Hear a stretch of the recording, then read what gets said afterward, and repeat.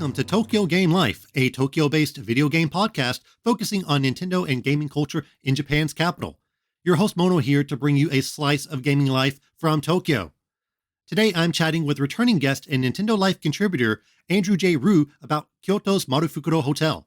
Not merely an old hotel, it was actually Nintendo's headquarters back in their Hanafuda days, and the lodging still has a lot of fun Nintendo-related things to discover.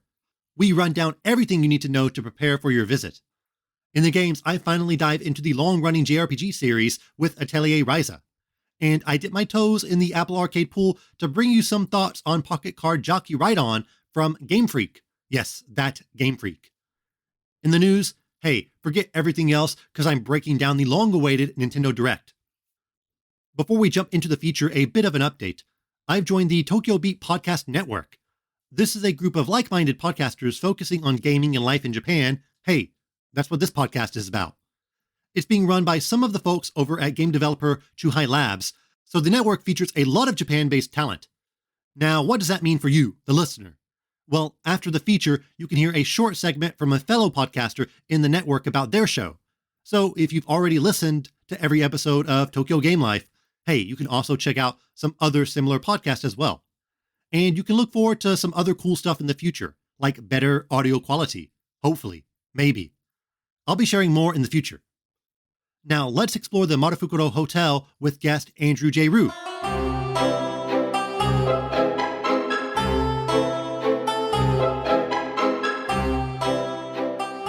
Though Tokyo is home to many of Japan's most prominent gaming companies, Nintendo has their roots firmly planted in Kyoto. Nintendo's home for over a century, Kyoto is filled with a tremendous amount of Nintendo lore and hotspots all over the city, including their old headquarters, which transformed into a hotel last year called the Marufukuro Hotel. Sadly, I haven't been able to make my way down there yet, but fortunately, today's special guest has made the trip. So guest, please introduce yourself. Hello. First of all, thank you for having me back. I'm really happy to make my second appearance. My name is Andrew J. Ryu. I'm a freelance Japanese English translator, and I also occasionally freelance for the website Nintendo Life as a games journalist. Thanks for joining me today. Let's start off with a primer. What is the Marufukuro Hotel? Well, Marufukuro Hotel was built from Nintendo's old headquarters from 1933 through 1959, I believe, Hmm. before they moved to their current location. I believe the family reached out to a developer that develops luxury hotels throughout Japan to convert it into a hotel. Have you ever visited before it was converted into a hotel? It seems to be a fairly famous pilgrimage site for Nintendo fans. Actually, I wasn't aware of this particular building before it was converted into a hotel. When they announced plans to convert it into a hotel, it made the news. I think I was working at the time, and my wife sent me a message with like a Yahoo News Japan article. And that was the first time I learned about it. And she was really excited to go see it Hmm. because we had gotten married in December 2020 during the pandemic, and we never went on a honeymoon. Every time we thought about traveling together, a new peak would happen Oh, and we would like cancel our plans, which is how I never managed to make it to the Nintendo World theme park despite also pitching an article to Nintendo Life. hmm. But anyway, we had both gotten really excited about visiting the hotel because it looked beautiful based on the photos we had seen. And I had racked up about 10 days of paid leave that I was like legally obligated to take 5 days of by the Right. end of the year. So we finally started making plans to like get out and travel together, even if we didn't go to like some like really populated tourist spot. And the hotel seemed like a perfect getaway for like our very belated honeymoon. Walk me through arriving at the hotel. Where is it in Kyoto? Does it feel kind of hidden, or is it plopped in the middle of a bunch of other hotels? Okay, so I'm not going to give like the exact street address because that would be kind of like hard to remember, but it's about a 15-minute walk, depending on your pace. It might be a little more, a little less. Northeast of Kyoto Station, the atmosphere feels very like Kyoto. Like most of the buildings you'll pass on the way are just like normal houses where people live. But every few buildings, there will be like a traditional Japanese inn, or like for Japanese tourists, or like a hostel for like foreign tourists who are visiting Japan on the cheap, or there'll be like a restaurant. It's in a very quiet part of the city that like you probably wouldn't go out of your way to visit unless your lodging just happened to be booked there like ours was. The hotel was renovated and designed by Tadao Ando, a famous Japanese architect. I think for Tokyo residents, his most famous and notable creation is Omotesando Hills, which is a huge shopping complex. And the original building was built in 1933. Would you say that it still has that old style atmosphere, or does it feel a bit more modern? It's a little of both. The building, when we first walked in, it felt like we had gone through like a time machine and like had arrived Hmm. in the 1930s. I mean, Oh, well. the atmosphere is just off the charts. I like instantly fell in love with the place. Yet, despite feeling like a place right out of time, it has every modern convenience you could possibly want. Um, Hmm. I remember most every room that is available to the guests has like a mini fridge and an espresso machine. Hmm. And I swear the espresso machine felt like something straight out of Star Trek: The Next Generation. It had this touch screen that you could dial in how bitter you wanted your coffee and how Oh, much wow. milk you wanted in it. And yeah. So, and also the Marufukuro Hotel, the headquarters, Mhm. is it's hard to describe. It's a very long but narrow building. And in fact, there are four buildings. Three buildings were originally from the old headquarters, and a new building was built by the architect that you previously mentioned. The old buildings feel very retro and very vintage, despite, having previously mentioned, how fancy the espresso machine was. But the new building is actually where we stayed, and that had a very modern aesthetic. It was made out of concrete, and I think it was accented by stainless steel. I remember the elevator that we took from the first floor to the second floor, where our room was, and there are only three floors in total, was very futuristic. Yeah, so it was a very strange mix of old and new, but it was also very tastefully handled. Dialing back a bit, what was in the mini fridge? Was there anything special in there, or is it just like Coca Cola and the typical things? So in the mini fridge, I actually had a bottle of peach juice when I first arrived, Hmm. and it was so delicious. If anybody listening has a chance to go, there's mikan juice and there's peach juice, and the peach juice is just amazing. But they have everything from like sparkling water to like wine and of course beer. How was your room? Is it like a traditional Japanese ryokan, or is it more Western style? It is definitely Western style. Like I previously mentioned, we stayed in the new building, Hmm. and the reason we did that is because we stayed in the most affordable room, which happened to be in the new building. If you want to stay in the older buildings, you're going to be charged a little more. Ah. So I can't really speak to the older buildings beyond what I've seen in photos on their website. But the new building, it felt like a really nice Western style hotel. I hesitate to call it a luxury hotel. That would be a bit of an Hmm. exaggeration, but it's easily the nicest hotel I can recall staying in. Um, it's not quite as large as the apartment we live in, but being a hotel, it didn't need more than like a bed and a TV and Hmm. a bath. So it felt incredibly spacious. And I think the unusually high ceilings made it also feel a bit bigger than it really was. I also remember being struck by the fact that we didn't have to take our shoes off Oh, when we really? entered. Yeah, I think most hotels, Western style hotels anyway, that I've stayed in Japan kind of don't really require their guests to take their shoes off. I guess they Hmm. cater to tourists and they probably at this point given up on that. We still took our shoes off anyway and put on our slippers. We can't break that habit.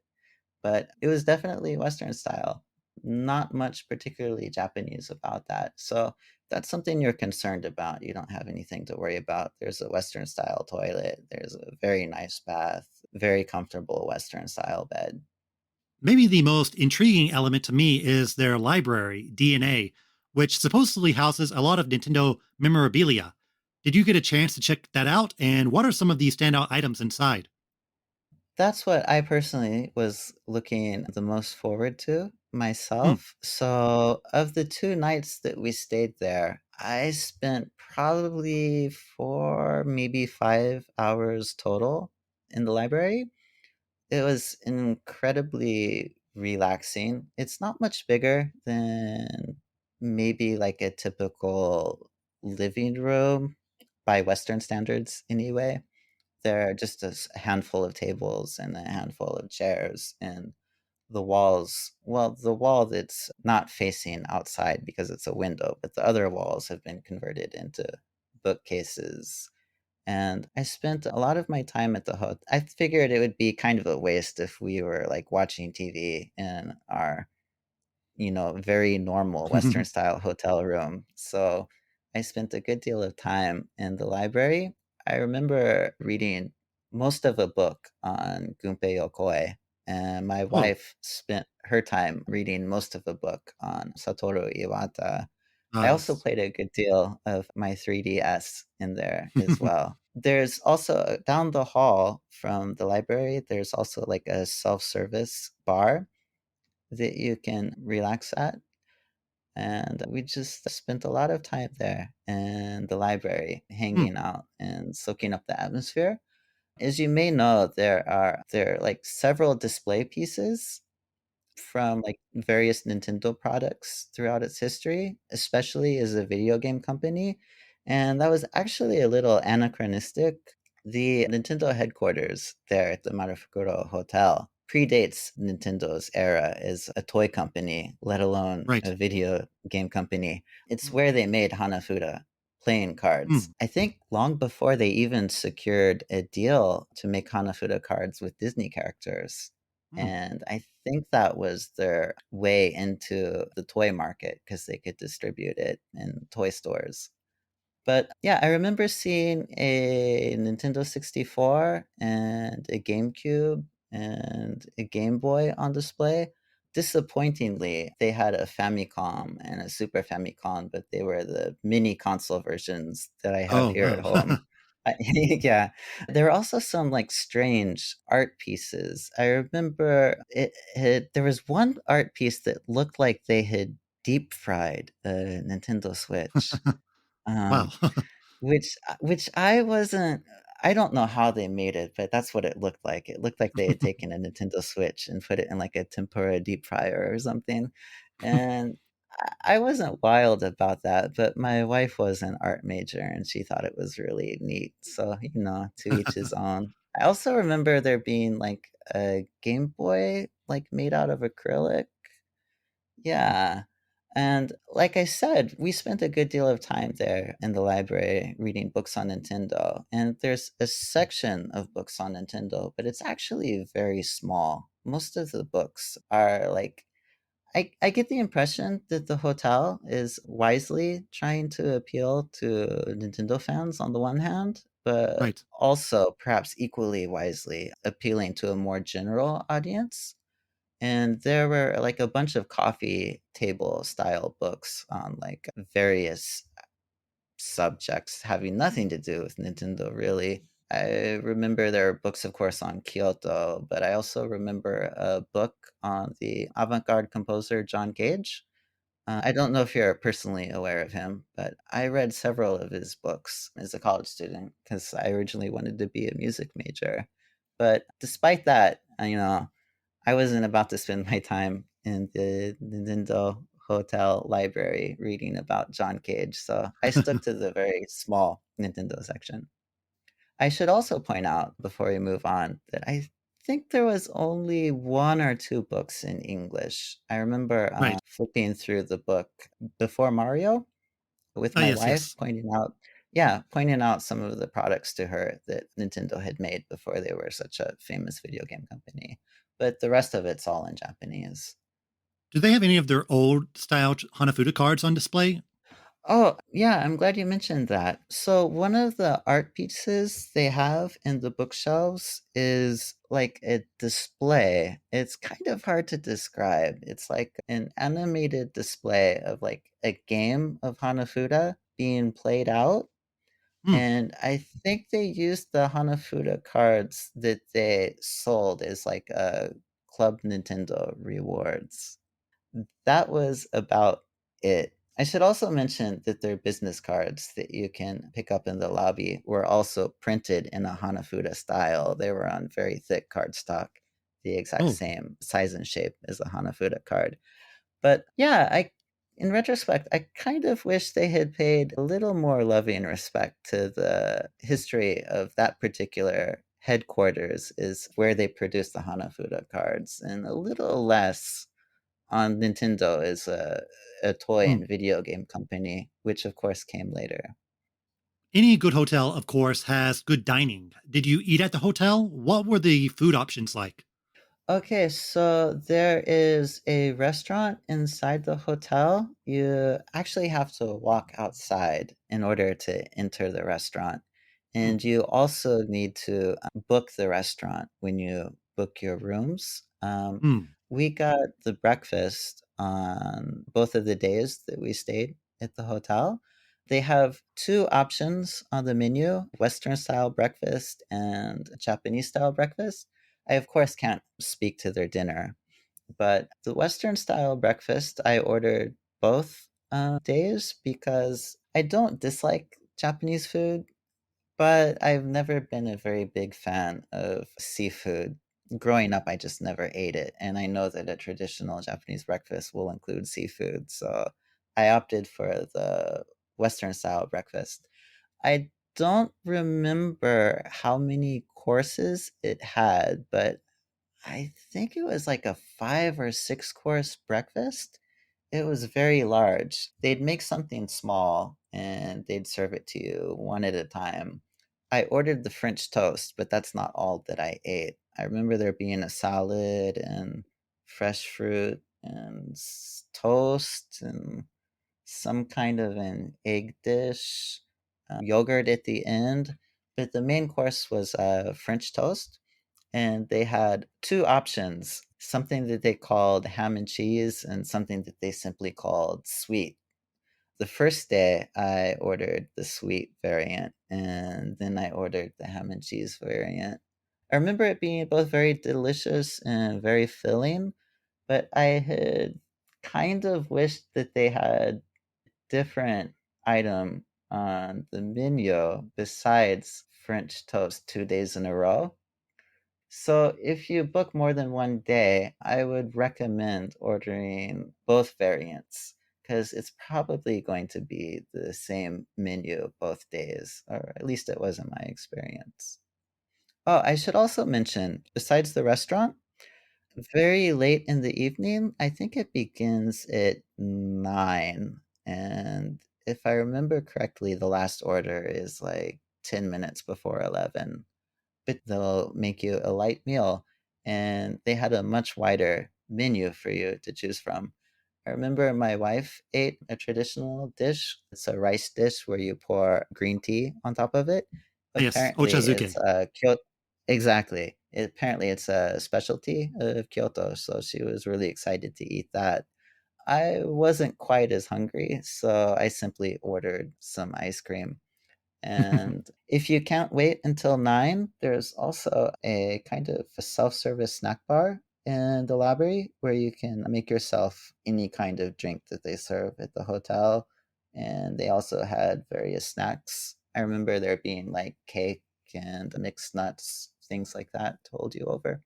I should also mention before we move on as well, that your room also has a mini refrigerator as well and Mm. a drawer full of snacks. And that too is included in your room free. Whether in your room or walking through the hotel, virtually anywhere you go, there will be plenty of drinks for you to enjoy, both alcoholic and non alcoholic, and all of it is included in your hotel bill. So don't be afraid to drink as much as you can. If you don't mind me asking, how is the pricing? I see that there is an all inclusive package for about 100,000 yen or around $900. I wouldn't go so far as to call it a luxury hotel, but I have seen it described as a boutique hotel, and I think that's a rather apt description.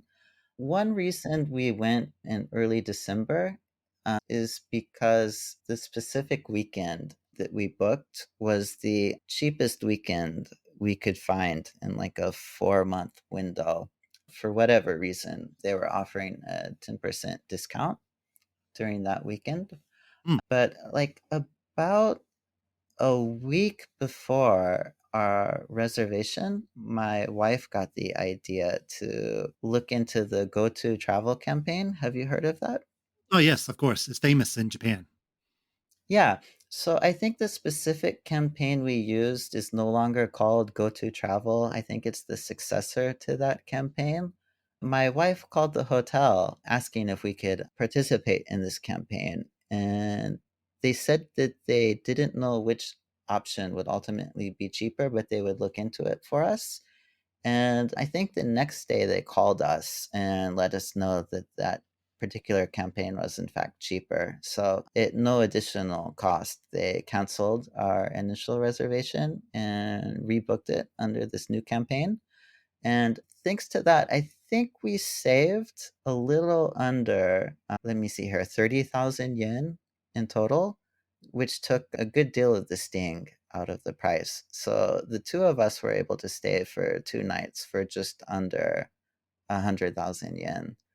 So that particular campaign, I think, is only available for residents in Japan. And we also had to give proof of being vaccinated at least 3 times. If you're flexible in your schedule and are willing to look for cost saving options, you might be able to find something to justify the price of the hotel. Recently, we've been seeing a lot of Nintendo related locations pop up. We've got the hotel, Nintendo Tokyo and Osaka stores, Kirby and Pokemon cafes, Super Nintendo World. Is there another Nintendo related place you'd like to see them develop in the future? Actually, I heard, well, I say I heard a rumor, but I think I read a news article about a year ago that Nintendo is turning one of its old factories into a museum. Hmm. And have you heard of this? I believe I've maybe the Yamauchi family is converting like some their old house or something into some sort of museum, or I think I vaguely am Um, aware of it. yeah, I'm with you. I'm vaguely remembering something that I probably read over a year ago, but from what I recall, they're converting one of their old factories into a museum. If I'm not mistaken, I think they're going to call it the Nintendo Gallery or something like that. Hmm. And they're planning to turn it into a showcase for like the various products that Nintendo as a company has developed throughout the decades, including their time as a toy maker as well as a video game company. And that's something that I'm really excited about. I'm glad that they're already doing what I want them to do because I really want Nintendo to show more respect for its own history and it's understand the importance and celebrate the importance and the impact it's had on our own popular culture. So I'm really looking forward to the museum. I'm going to have to look into when it officially opens, but I think it's another year or two away. But that will give us an excuse to go back to the Marufukuro Hotel. I didn't mention before, but I think my first night that we were staying there, like privately in my own thoughts, I had already decided that I wanted to come back in another year. Hmm. And the following morning, I think maybe it was while we were eating breakfast, I asked my wife if she wanted to come back, and she was having the same thoughts. So we've already decided to go back in another year. Hopefully, we'll also be able to see this new Nintendo museum as well. Nice. So, would you recommend staying at the Marufukuro Hotel, or do you think a visit or a pop in is enough for most Nintendo fans? So I'm kind of torn on recommending it for Nintendo fans for two reasons. I mean, I absolutely fell in love with this hotel at first sight. When we first walked in, I was looking for the front desk and I was confused because there is no front desk. The every hotel I've ever checked out, of course, has a front desk when you first walk in, and staff is behind it. But at the Marufukuro Hotel, they converted like the office, and you have to walk through the office to get to the lobby and your rooms, and the office is where the staff are, but it doesn't look like a front desk. There's nothing about it that looks like a front desk. They just left it the way it was. In fact, I remember one of the standout pieces that still sticks in my memory is like this antique punch in clock. Like Hmm. employees would come in and put their like time card in it and stamp it, and that clock is still there as well. And there's like a guest welcoming area. Like Hmm. I assume it was Yamauchi's private office that was converted into this welcoming area, and that's where we paid our bill and did our paperwork. And I mentioned before that the atmosphere was just off the charts. It was probably the most relaxed I've ever been in my life because they served us that peach juice I mentioned earlier, Hmm. and they had these like antique speakers that I assumed were refurbished, but they looked like they were straight out of the 1930s, and they were Hmm. playing like period appropriate, like popular jazz music. Hmm. And the lighting, of course, was real mellow, and it felt like I had traveled back in time like 80 to 90 years. And Hmm. I'm somebody who really enjoys like vintage and retro things simply because they're vintage and Right. retro. And I think I fell in love with this hotel because it was a 1930s hotel, not because it was a Nintendo hotel specifically. And it's also a bit pricey, as we mentioned before. You can find much cheaper lodging in Kyoto if that's a concern of yours as well. And there are nods to Nintendo's history as a video game company, specifically here and there, like we talked about earlier with the library, but not as much as you might expect. So if you go there because like Super Mario Brothers and The Legend of Zelda are your favorite like video games of all time, you might be a little disappointed because instead of Mario as a mascot, you're going to find like statues of like a traditional Japanese crane as a mascot.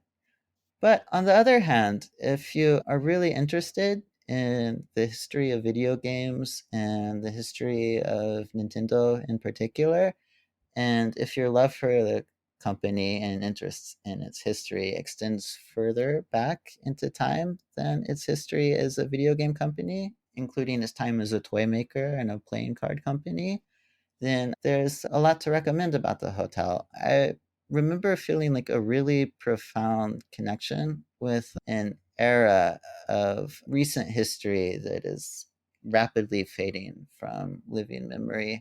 I think this headquarters was established around the time that my own grandfather was a little boy, and he recently passed away at age 91.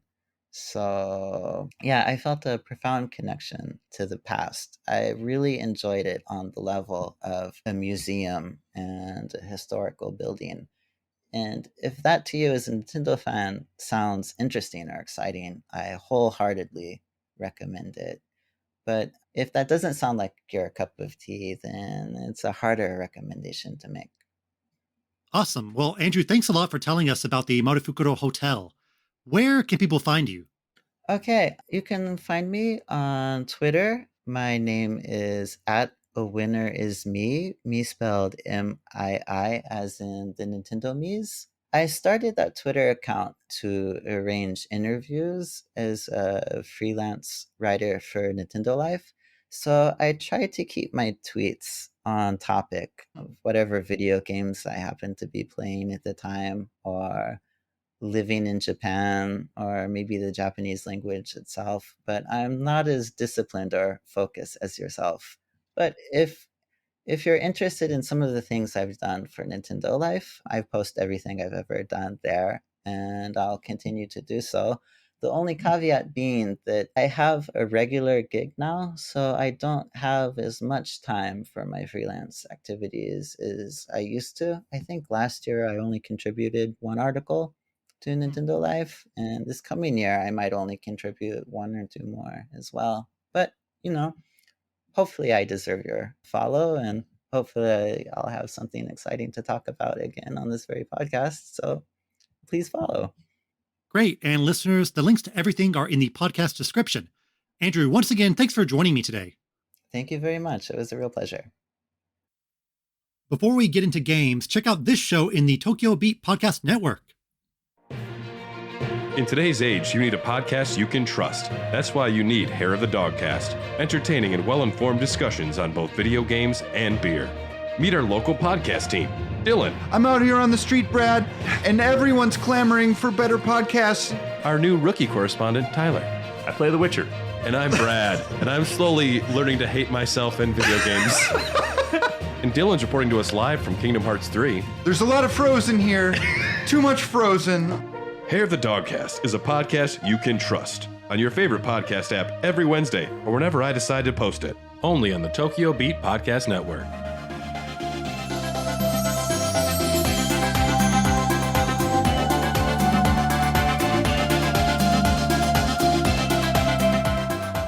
Once again, thanks to Andrew J. Rue for chatting with me about the Marufukuro Hotel in Kyoto. Be sure to follow him on social media. The links are in the podcast description. I didn't go on any big New Year's trip, so a lot of my time was spent at home, drinking cocoa, staying warm, and playing video games. I already talked about one game I got into during the break last episode, Pikmin 3 Deluxe.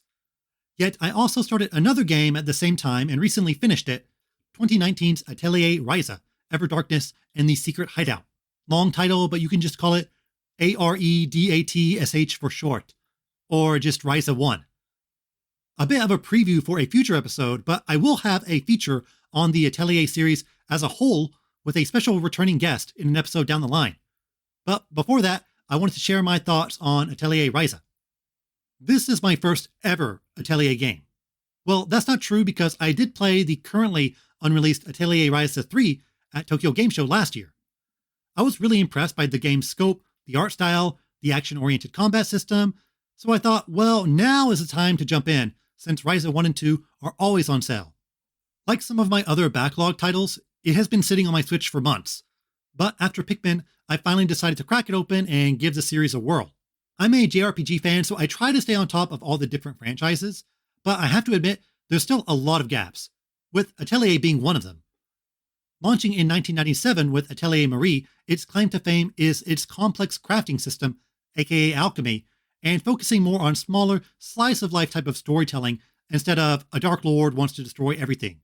The first localized game was Atelier Iris in 2004 for the PS2, and well, they just keep making them. Part of the reason why I've been so intrigued with this franchise is the sheer volume of games out there. There are 24 main titles, but even more spin-offs and remakes. The developer Gust has been pumping out almost a game a year. Someone's got to like them, so I thought I should dip my toe in the potion pool and try to figure out what's going on in the series.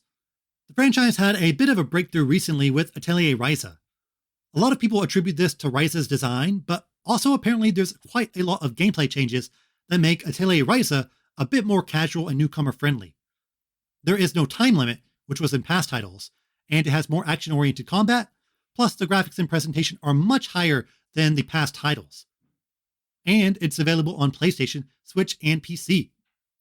Typically, this has been a mostly PlayStation-only franchise, but it does have spin-offs on the DS and even Game Boy. So the wombo combo of more platforms, more streamlined gameplay, and a stellar presentation really helped this game get noticed. But yes, Ryza does have a striking design despite blatantly stealing Ash's clothes from Final Fantasy XII. I wasn't quite sure how I'd feel about the game, but after rolling credits, I'm pleasantly surprised by how fun it is. It feels very fresh for a JRPG. The game is very surprising in a lot of ways. Yeah, your typical JRPG elements are here, turn-based battles, exploring dungeons, leveling up and whatnot, but the framing of the story, the structure of the game, how you build your characters, all of this is really unique. I don't think I've seen another JRPG with these mechanics. Atelier's main gimmick is the alchemy system, basically a very deep and complex crafting mechanic. This is not merely just to get better weapons, but every important item in the game is obtained through crafting. Want a weapon? Craft it. Need a healing item? Craft it. Bait for fishing? Craft it. Or I suppose, what's the verb to do alchemy? Alchemize? I'm just going to say craft. The game is structured smartly in that everything you do is centered around the alchemy mechanic, so the game doesn't feel bloated or littered with a lot of busy work. All the side quests are centered around crafting an item. Bosses are overcome by buffing up your weapons to an absurd degree, or utilizing something you made. Everything you pick up in the field isn't junk that you just sell or has a lot of purposes. They're all crafting materials that you use to make things. I mean, how many games have you just picking up things ad nauseum that you never ever use? But here, every single thing you grab has a purpose, even if you don't know it yet. So what exactly is Ryza's alchemy system? It kind of reminded me of the sphere grid from Final Fantasy X, albeit it is different in its execution. It is part puzzle, part strategy, all min-maxing. At first, your eyes may glaze over and it can seem overwhelming, but once you know what to do, it's really addicting. You craft items via a recipe, which is a series of nodes that you navigate by putting the right items in. Each node also has some buff or feature associated with it, allowing you to deeply customize every single item. And you can even customize materials that you can put into other recipes. Let's say the first node wants you to put in some red plants. You put that in and that unlocks other nodes. There's one that wants animal fur, another that wants fish, another that wants some potion. You keep putting in items to navigate around the recipe and unlocking new abilities for the item. You have a finite amount of turns, so do you focus on the node that gives your item a special skill, or one that boosts existing skills, or one that opens up more slots for more skills? These are the types of things you need to think about. The whole system is centered around min-maxing and customizing items to your liking. Depending on what you put into each recipe and what you focus on, the same item can be pretty different in stats. Take an ice bomb. You could make one that delivers strong ice damage, or one with weaker ice damage, yet it slows down the enemy. Sometimes you might want to make an item that has certain abilities for a very specific enemy. The game really lets you get granular with everything. One vital thing about the game is that you often unlock recipes inside other recipes. You start off with iron ingots, but if you want steel ingots, you don't just buy the recipe at the store. You have to navigate to it via nodes in the recipe and then unlock it. I always loved unlocking new recipes because they often reveal major game-changing items. Not just weapons, but also items that let you break rocks in the field, or carry more materials, or let you fly. And since unlike a lot of other JRPGs, no one has a healing spell, so if you want to heal your party, you need to craft healing items for your characters to use.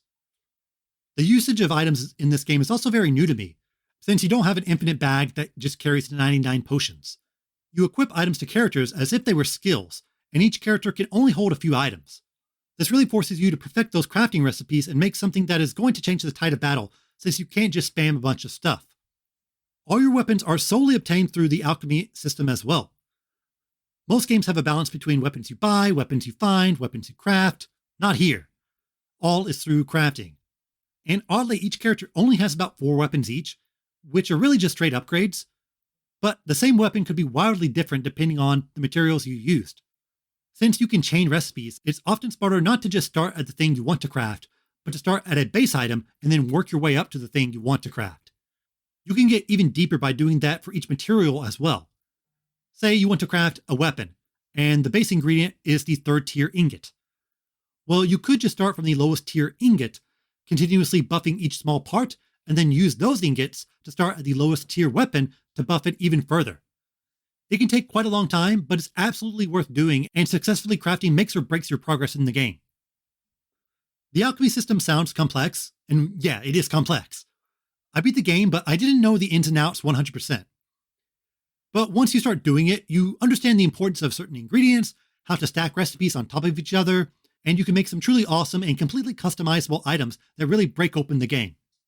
Ryza only has about 3 bosses, which is absurdly low for a JRPG, but each one is a hard gear check. On the first boss, I got creamed. I did maybe 20% damage to it, but I went back, crafted better items and weapons, and beat him handily. I truly doubled, if not tripled, my damage output because I got serious with the crafting system and focused on some killer items. I can see some people getting a bit frustrated with these bosses, since they are such hard walls, and you can handle your typical enemy with little problem with some subpar gear. You might say, well, now I gotta sit in the alchemy menu for an hour, but hey, that's a big part of the game. While the alchemy part is not what you're doing most of the time, it is the most important thing you're doing, and you'll be spending quite a lot of time in the alchemy menus. They also introduced some new additions to it later on, like item duplication, buffing weapons, and so on, that give you a bit of leeway when it comes to making perfect recipes. But the heart of the game is figuring out how to best take advantage of this very deep alchemy mechanic. When you're not crafting, you're exploring and fighting monsters like you do in any JRPG. However, I feel Ryza has a pretty different setting compared to a lot of other games in the genre. There's no evil empire or demon lord or anything that threatens to destroy everything you hold dear. There is certainly a crisis, and it does get high stake at the end of the game, but most of the game revolves around your daily life on the island. You play as the titular Ryza. She's a pretty fun character in that she's quite bold and silly, but also relatable. She's a teenager who is bored of living the same life on a tiny island and wants to find her passion and purpose, which she does in alchemy. She has a friend group with their own dreams and problems as well. The game is really filled with a lot of surprising scenes early on. It starts with you stealing a boat to whisk off to the mainland. Then you get grounded by your mom. Yes, Ryza has both her mom and her dad in the game. They're both still alive, which is new for a JRPG protagonist. And her dad is the most handsome person in the entire game. Then you find out your friend's dad is the town drunk. Also, these random guys just pop up out of nowhere to bully you. And later on, some crazy looking people in leather outfits throw a bomb at a rabbit to save you. There's so many wild things that happen at the start of the game, but eventually all the pieces come together. The atmosphere as a whole is pretty laid back. It almost feels like side quests the game. Much of it is just Ryza hanging out with her friends, doing some errands, maybe popping into a place she shouldn't be every now and then. It's a far cry from other JRPGs, where big event after big event happens with a bunch of twists and turns and epic set pieces. When you do get to throw down in battles, they are quite fun and energetic. It has an ATB-style system, and you can swap between party members at will. A major part of the battle system is the orders, where your teammates will shout out recommendations like, do magic damage or heal me. If you do it, that will unlock a special attack or combo that plays out automatically. Balancing between your item usage, completing orders, and using character spells is important and will definitely keep your attention each fight. It's not just pressing the attack and then watching animations play out. Attacks also have a combo system, so you need to time your button presses.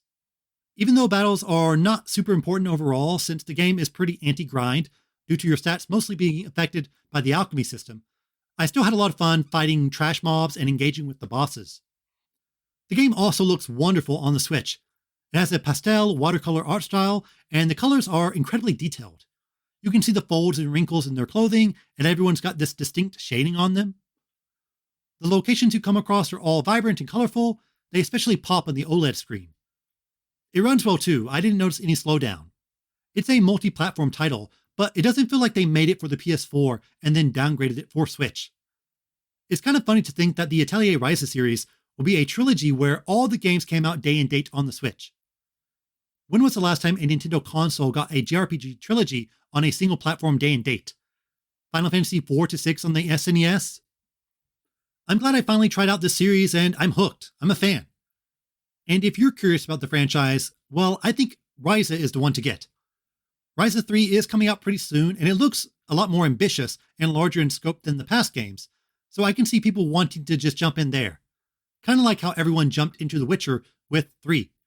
For me though, I'm going to hold off and play 2 first, because I quite like these characters and want to see them grow and change. If you like crafting systems, customization, and want a JRPG with a different spin on the genre, I definitely recommend Ryza. I cleared it after about 25 hours, but there's still a lot of post-game content. I'm going to skip that though, because I'd rather just jump into Ryza 2. If I had to criticize the game, they don't let you take screenshots during the ending. They pulled a Pokemon Legends Arceus before that game even came out. Like I said earlier in an episode, I'm going to have a feature on the entire franchise as a whole, so look forward to that. Game Freak, not content with just putting out 2 huge Pokemon games last year, also released yet another title. No Pokemon, but it does have these Pokemon-like creatures known as horses. I'm talking about Pocket Card Jockey Ride On, a sequel or remake or remaster or something to the original Pocket Card Jockey game on the 3DS. It came out in Japan in 2013, and shockingly, it took 3 years to localize for the West. Thankfully, they sped things up a bit, and it's available day 1 worldwide. Pocket Card Jockey was a digital-only title for the 3DS. A lot of other high-profile Nintendo-associated developers also put out digital-only 3DS titles, like Intelligent Systems with Pushmo and HAL Labs with Boxboy. Yet those games will be very difficult to play soon because the 3DS store is shutting down. Game Freak actually cites this as one of the main motivations for working on this game. But now you can play Pocket Card Jockey Ride On right now on your Switch. Oh no, actually, you can't, because it's an Apple Arcade exclusive. This was a bit shocking. Why not put it day and date on Switch? Game Freak makes some of my favorite games, but I truly don't understand them sometimes. I know it will come to Switch eventually, but it's weird to just throw it on Apple Arcade first. Though maybe it's smart because it got me to sign up for Apple Arcade. I am using the 1-month free trial, so I am technically playing it for free. Just ignore the hundreds of dollars I spent on my iPhone. With the release of this game, Amazing Bomberman and Choo Choo Rocket on the platform, I thought, hey, now is the time to try my free trial. But sadly, Sega actually delisted Choo Choo Rocket last year. They're always one step ahead of me. But I have at least been playing some Pocket Card Jockey. It's a horse racing game, or Keiba as it's known in Japan. Keiba is its own subculture here, and horse racing games is a mini-genre in Japan. Super Famicom, arcades, phones, you can't escape it.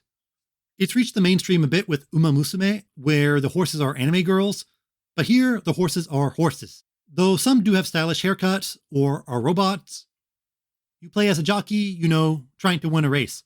There is some flavoring around the story, but it's mostly focused on you racing over and over again. How do you race? Through solitaire, of course. The actual horse running is mostly automatic, with the speed and stamina of your horse being determined by several bouts of solitaire that you play each race. Clear out the cards and you get a big refill on your stamina and some energy that makes your horse go faster. Fail to do so, and you need to be far more conservative in positioning your horse around the track. After each solitaire round, you can sort of direct your horse to where it will run and change the difficulty as well. The game is not just being good at solitaire, but also demands careful positioning during the in-between race segments. If you put your horse too far on the outside, it might eat up stamina, but if it's on the inside, it could bump into other horses. And you could risk trying a harder difficulty to get more rewards, but if you fail, your horse is going to lose a lot of stamina that it needs for the final stretch. So it's a lot of meter management. To be honest though, I often feel that no matter what I do, the outcome of the race is a bit random. Okay, I saved up my stamina, I did well in the solitaire part, positioned my horse conservatively, and I lose. Sometimes your horse is just too slow or doesn't have the skills it needs to win.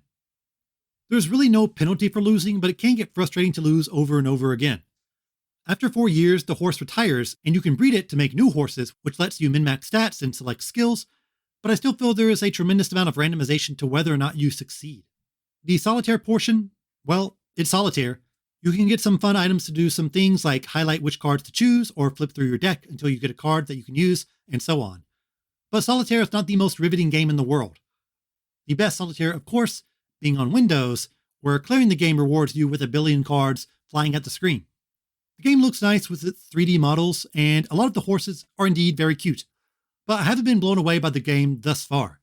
Maybe I'm just not getting it. I asked some friends for advice on energy and stamina management, but I find that I keep coming up short. I've read online that your first few horses are pretty weak, but the idea of grinding out horses is not super exciting to me. I'll try to stick with it though a bit longer to see if anything clicks. I typically do enjoy Game Freak's non-Pokemon outings. I mean, they made Yoshi. If you have Apple Arcade, well, I don't think there's any harm in trying it out. It's a quote-unquote free game. And if you didn't buy it on 3DS, well, clock's ticking. I hope you have $8 in your account. But this is likely the definitive way to play a horse racing / solitaire game. It'll pop up on Switch eventually, but I don't think the button controls would enhance the game all that much. It's something clearly designed for touch controls on the 3DS and a phone. I still have a few weeks left of this free trial, so I'll poke around and play some other games. Not Fantation though, because I am waiting for a Switch version that may never come out, but I'll still wait. I have been playing a bit of Amazing Bomberman though, and I'll chat about that in a future episode. But that's it for games this time around. Now for the news.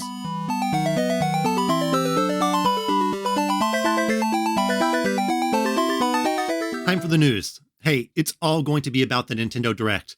There was also the Nintendo financials, which normally I would dedicate some time to, but the Direct is more interesting, and this episode is already pretty long. Scarlet and Violet sold over 20 million copies, which is incredibly impressive.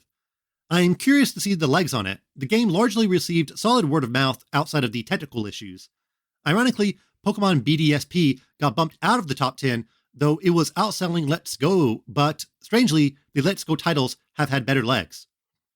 I enjoy BDSP since I enjoyed Diamond and Pearl, but out of all the Pokemon titles on Switch, it is the one a lot of people are probably most content with skipping. Arceus is the best Pokemon game on Switch in my mind, and the legs haven't been too strong, which is kind of a shame. If you haven't picked up a Pokemon title on Switch, I think Arceus is the one to go with, despite it not being a traditional Pokemon title. Okay, sales are out of the way, now the Nintendo Direct. Having had some time to think about it, I feel like it was overall very, very strong. There's an absurd amount of titles I want to pick up from now until the end of July. Let's just skip to the end with the most important title, The Legend of Zelda: Tears of the Kingdom. We got yet another trailer, the fourth one in 4 years, and while this one showed a lot, there's still a tremendous amount of unknowns and mystery surrounding the game. I think it is very advantageous for Nintendo to hide a lot, despite me wanting to know everything immediately. Think of all the basic info and gameplay mechanics that we didn't know were in Breath of the Wild until launch. They didn't even show dungeons, or the Blood Moon, or a million other things. It'll be the same with Tears of the Kingdom, and even some stuff that they have shown, I doubt that they would explain it before May. Okay, let's dig into the trailer. I'm very eager to watch a billion analysis videos looking at everything frame by frame, but I'll throw out some theories as well. The trailer is very, very dark, both tonally and visually. There's a lot of shots that take place at night or in dark caves, and it can be a bit hard to make out what's what. Breath of the Wild was solemn and quiet, but here Hyrule feels much more chaotic and oppressive. It starts with maybe Ganon, I don't know, waking up, and then he just summons a bunch of monsters from the moon. Maybe it's a misdirect, which I think would be pretty interesting, but it does look like the classic, hey, Ganon's back type of story, despite us whooping him big time in Breath of the Wild. I wonder how they would explain the whole, oh, actually Ganondorf and Calamity Ganon are different or something part of the story. But the baddies are back and they're more gnarly than ever. We see quite a few new enemies here, such as maybe a Redead, one of my most hated enemies ever. There's also a shot of a 3-headed fire dragon on a bridge, very Elden Ring-like. This is probably Gleeok, which was a Hydra dragon from the first Zelda game. Just like how they brought Lynels back from Zelda 1, it seems like they're also bringing back a few more old-school enemies, which is really exciting for Zelda hardcores. I want to see the Gibdos come back. Show me those mummies. There's also these flying bat dragon monsters that I think will probably have different elements, kind of like Keese. We see the good old Bokoblins, but there's a bigger one called Boss Bokoblin in Japanese. And all the enemies from the previous games have had some sort of visual upgrade with their horns, and they emanate some malice. There's a few shots of enemies underground, so it looks like we'll be going all over in this game. This section is the, hey, what's that portion of the podcast. There are some leaning towers with spotlights in the overworld. Also, the Nazca Valley-esque designs return with some glowing, some not. Is this marking something that we can interact with in some way? There also seems to be pools of malice in the overworld and underground. In a brief shot, we saw a Bokoblin mining some ore, and there's some blue flames on the ground.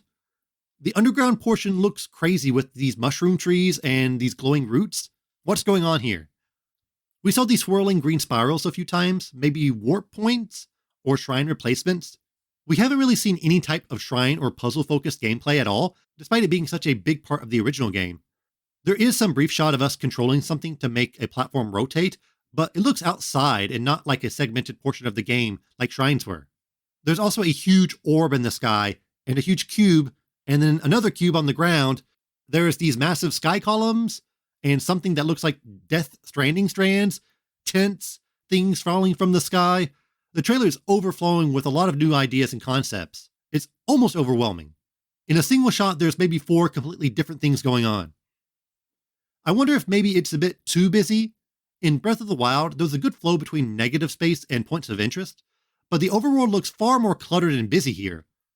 I wonder how this is going to translate to actual gameplay. Perhaps the biggest surprise is that you can seemingly create your own makeshift vehicles. We see Link fishing a wheel out of the water, and then he's driving a car that looks like something that you can slap together with parts. There was also a flying drone Link was controlling, along with a hot air balloon, which all radiated with that green energy. So yes, Zelda is borrowing from Banjo-Kazooie nuts and bolts. Us Nintendo fans were way too harsh on that game, it seems. This is, well, quite the major addition to the game. The joy, the challenge of traversal was one of the best aspects of Breath of the Wild. I liked how raw it was, how you had to navigate a lot of the world by foot. But now you've got cars and planes and who knows what else. I'm sure someone will make a mech. Maybe the final boss is just a big kaiju battle. I wonder how we are going to be using these vehicles.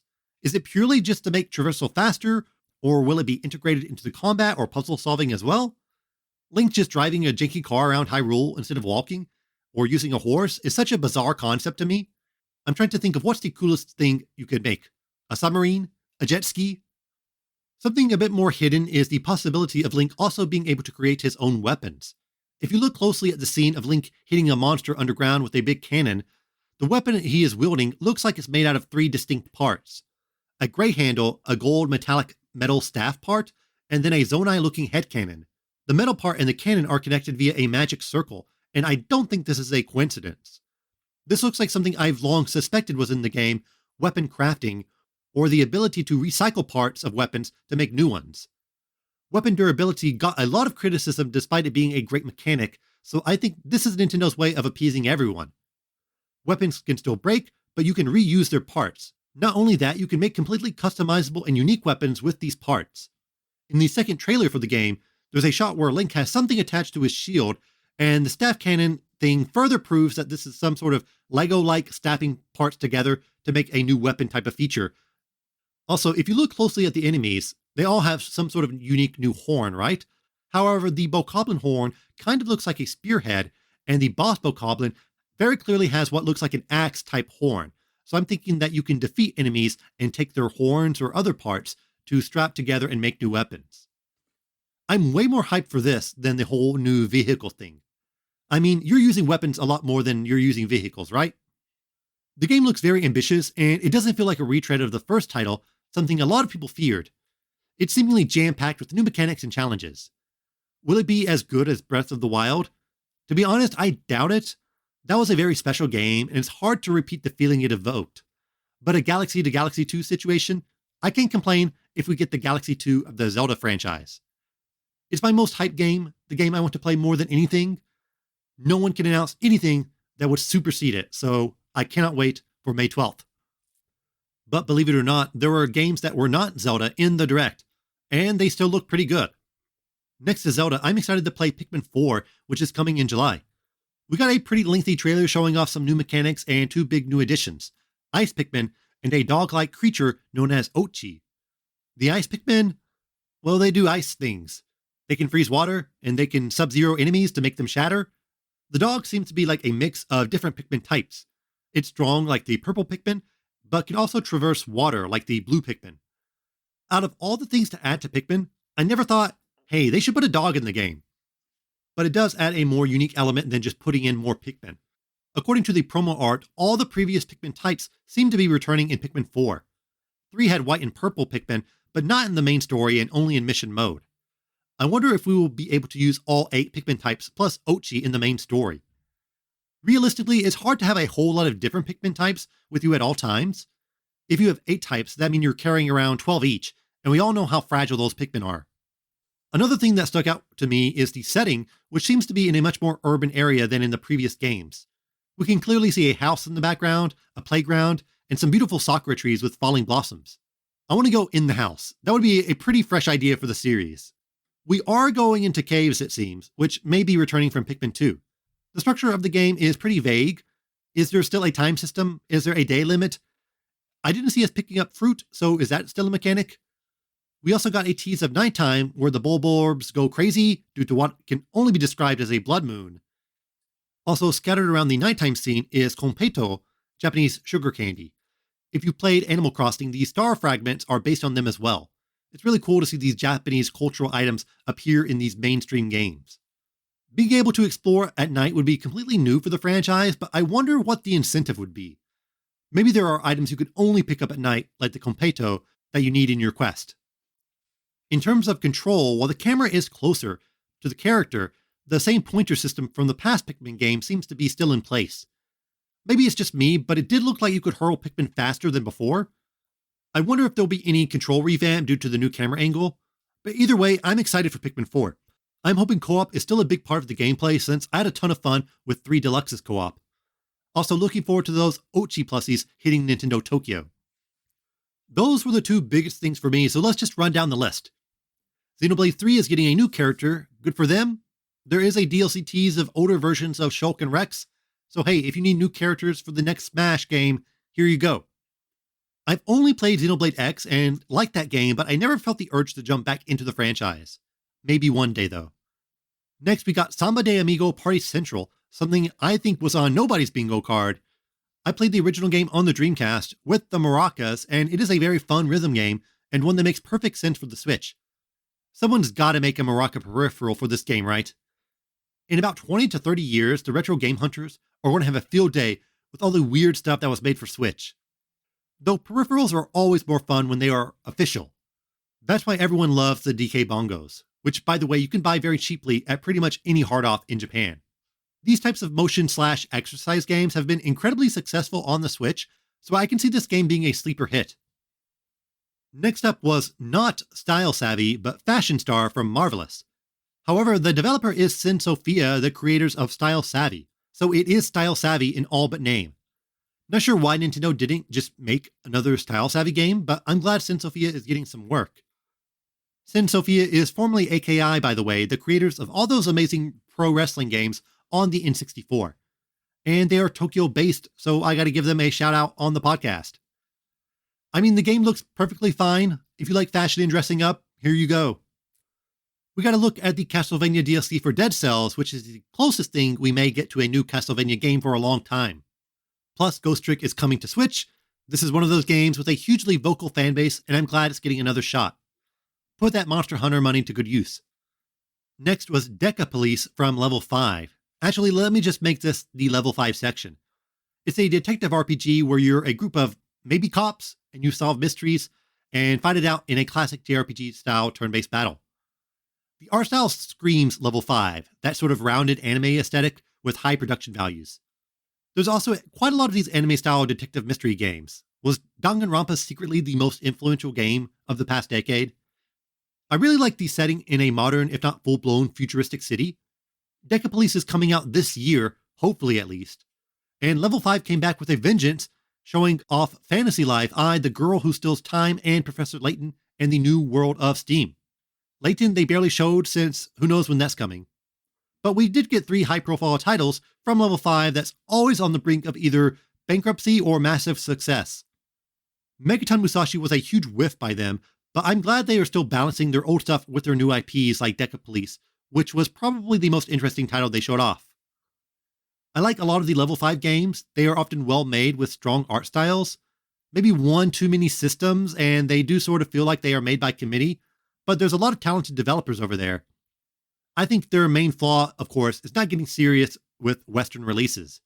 They seem to believe for a long time that they only need the Japanese market to thrive, which is absolutely not true these days. I think many have forgotten, but those Layton games took a year plus to hit the States, when now everything really should be the same day worldwide. Level 5 did set up a Western branch, but it shuttered a few years ago, and you can read impressions by people who work there. It seemed to be poorly managed. I'm a bit surprised Level 5 never hitched their wagon to Nintendo in a big way, either trying to get Nintendo to publish more of their titles, or maybe working on a Nintendo IP or spin-off, especially since so many of their titles are kid-focused. Hopefully we can see more titles from Level 5 that have a bit more consistent worldwide release dates. After that, we saw Bayonetta Origins, which is definitely a strange spin-off, but fans seem to be hyped for it. And a bit surprisingly, we got our first look at Splatoon 3's DLC. Not merely just story DLC, but a whole new expansion pass. Wave 1 is Inkopolis, which is an alternate hub styled after the first game. Some big-time nostalgia for Splatoon diehards, but this is easily one of the strangest pieces of DLC I've seen from Nintendo. It's a hub skin. Has any game ever sold a hub skin before? As part of the DLC bundle, I suppose it's just a fun bonus, because the big thing is Side Order, which we don't know a whole lot about, but I can only presume is like the Octo expansion for Splatoon 2. Once again, we see Agent 8, but in a colorless white world that looks similar to the hub for Splatoon 2. We already know that Marina and Pearl will play a big part due to the original announcement, and you can see some brief shots of them here. Theory time. Obviously, in a game where you shoot colorful ink, if you are brought to a completely white and sterile world, yeah, you're going to ink it up and put some color back into it. The look is also reminiscent of bleached coral, where colorful coral turn white in warm water and is more likely to die. Since coral kind of looks like a brain and there's a very brainy shot in the trailer, I think it might have something to do with the Octolings being brainwashed previously when they were working for DJ Octavio. The game might take place inside Agent 8's mind. The Octoling as bad guy story is done in Splatoon, so I wonder what is incentivizing them to return. Another thing on my mind is the word order. The last Splatfest in Splatoon 2 was Chaos versus Order, with Chaos winning. This inspired the visual design of Splatsville, so maybe we get a glimpse of what Order would have looked like if it won. This is all just speculation, and I'm sure whatever the team is cooking up is far crazier and more exciting than what I just said, but if it's anywhere as good as Octo, it will be worth picking up. After that, we got Illusion Island starring Mickey and friends. I'm not a Disney adult by any means, but I think the animation looks very striking here, and it could be a solid platformer. Fire Emblem also got some new emblems, including Hector, who has one of the best attack animations ever. I am still playing Engage, so this would theoretically be the time to buy the DLC to get the extra stuff in the game, and emblems are incredibly useful, but I think I will sit out this DLC. If they add Wario though, I'll be there day one. Donod, the team behind Life is Strange, also revealed Harmony the Fall of Reverie, which is a modern fantasy-tinged visual novel type of game. Life is Strange was great, but I've kind of fallen off this genre. Visually, it looks pretty new and refreshing, so hopefully VN fans will enjoy it. Octopath Traveler 2 looks great, and We Love Katamari Reroll plus Royal Reverie, which is a remaster of the second Katamari game. I've only played 2 Katamari titles, and out of those, We Love Katamari is easily the best one. I have the first reroll on Switch, and it's a solid remaster of a great game, so I'll definitely be grabbing this one as well. There's a new mode where you can play as a young King of the Cosmos, everyone's dream come true. Then we saw Sea of Stars, which is an amazing looking JRPG with beautiful pixel graphics. Omega Strikers is a free-to-play Windjammers lookalike. Not sure if this is the best time to be launching a online free-to-play multiplayer title, but good luck to it. Layton wasn't the only DS franchise to return. We also saw Etrian Odyssey Origins Collection, HD versions of the first 3 Etrian titles. This is a franchise famous for its intense dungeon crawling and the fact that you draw your own maps. It's translated to Switch by having the left half be the game and the right half be the map, so you still get kind of a dual screen feeling somewhat. How much do you think this game is? Take a guess. If you said $60, you're wrong. It's $80. You can buy them individually for $40 each, but geez, $80? Is this game $10 better than Zelda? Oh, which I didn't mention by the way, Zelda is now $70, which is kind of, expected. You knew that once somebody in the gaming industry started to make $70 games, everyone else would follow suit. It was just like paying for online. I want to be mad about it, but it just felt inevitable. And Advance Wars also showed up with a new release date of April 21st. They oddly didn't show any actual gameplay, just what I assume is the opening cutscene. And sad to say, there still doesn't seem to be a Japanese version. The franchise has had a tumultuous Japanese release date history, even though it was created by Intelligent Systems, a Japanese developer. It's a bummer that Japanese Advance War fans aren't getting a chance to experience it, but at least I can play it. It's a day one purchase for sure. Kirby's Return to Dreamland Deluxe also has a special Magolor mode where you slowly regain your power. This is post-game content similar to Revenge of Meta Knight in past games. Playing as the villain is a really cool concept in general. Just imagine if you could play as Marx. I never played the original and I was thinking about skipping this title, but there are so many additions to the deluxe version and now I'm leaning more towards picking it up. I'm still not Kirby'd out. Honestly, the biggest selling point is the 4-player online Samurai Kirby, the only game that requires actual skill. And after years, Game Boy and Game Boy Advance are now available for Nintendo Switch Online. As expected, Game Boy and Game Boy Color are the normal NSO tier, with GBA being on the expansion pack.